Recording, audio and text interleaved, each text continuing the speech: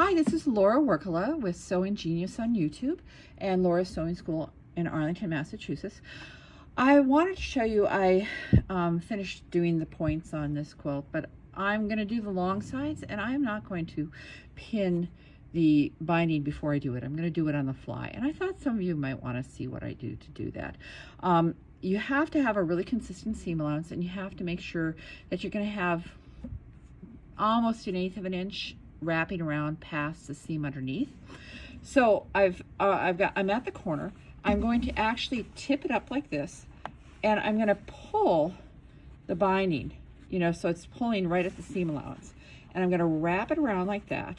And I'm only going to sew like maybe 4 inches at a time.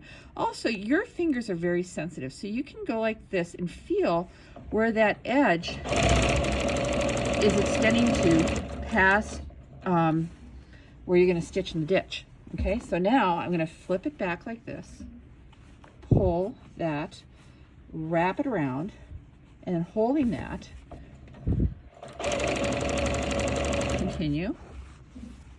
If I was going to be pinning, I'd do the same thing. I'd just be pinning after I pulled on it. Okay, so, and what's great is with you having your needle stopping into the fabric, it's holding your spot as you're manipulating the quilt. Oops, sorry about that.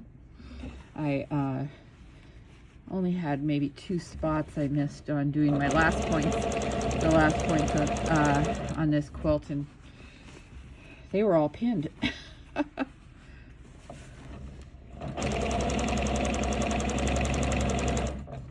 Okay, so let me show you. So you see? Oops. See, I have I have a nice margin. It's not really 1/8 of an inch. It's probably like 3/32 or something like that. I don't know. Or no, less than 1/8. Okay, anyway, but it is catching. There's enough to catch. It may not be quite as even, but I don't really care. You know, this is not going into some competition.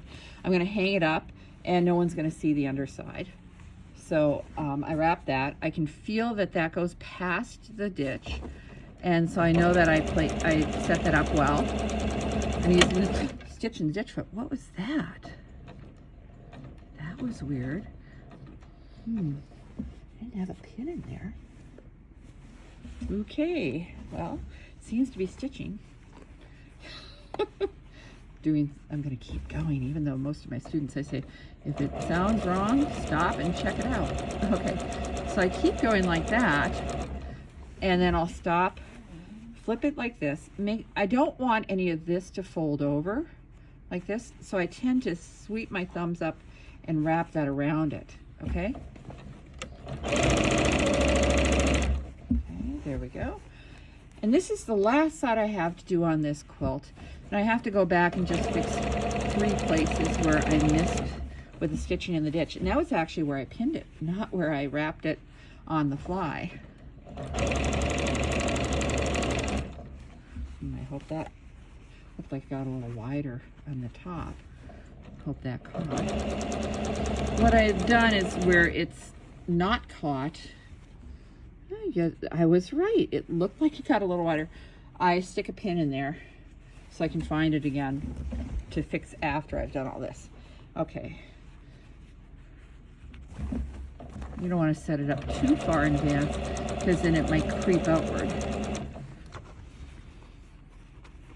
But I'm saving a little time here, not pinning all of this, and also not skewering myself with the pins. That's always the fun part of sewing. You kind of have to get used to it. So I guess it's like chef's fingers become less sensitive to the heat of pots and pans. I guess we have to become less sensitive to getting poked by sewing pins. Okay, all right. I gotta cut these threads from when I did the join earlier. Wrap that. Turn. So I guess that's really all. I guess that's all I have to say about it, other than if I need to fix a spot. Sometimes I can fix a spot that didn't catch just by pushing wrapping it around tighter and just going over the stitches I did in the ditch, not even having to take any stitches out. I guess if it was really shy, I'd probably just hand stitch it because I don't want to, you know, have to undo anything. And maybe it wouldn't be worth the effort, you know, so I would just hand stitch that area. But I'm probably going to be able to, from the fact that I thought that the binding was looking a little wide on the top, that maybe it hadn't caught. I'll probably just be able to push the binding over and stitch again in that area in the ditch, and it will catch it. Okay, I'm almost at the end here. Yep, I've got a pin here even. I don't know why I have a pin there. I guess I didn't, I started after that pin. I was trying to have it hold things in place before I did the section with all the points. Coming up to it, I may as well pull it out. Don't really need it. Make sure that's wrapped around nicely. And your fingers will tell you a lot of what's going on, so, you know, pay attention to that. Okay, and then the join is right here where there's a thread. Oh, I'm sorry. Didn't refocus that. Let's see. There we go. So I'll just cut that. And so right there looks like where I would need to go to. So I'm going to go here. I'm going to just go back 2 stitches. It's not like there's going to be a lot of stress on that binding.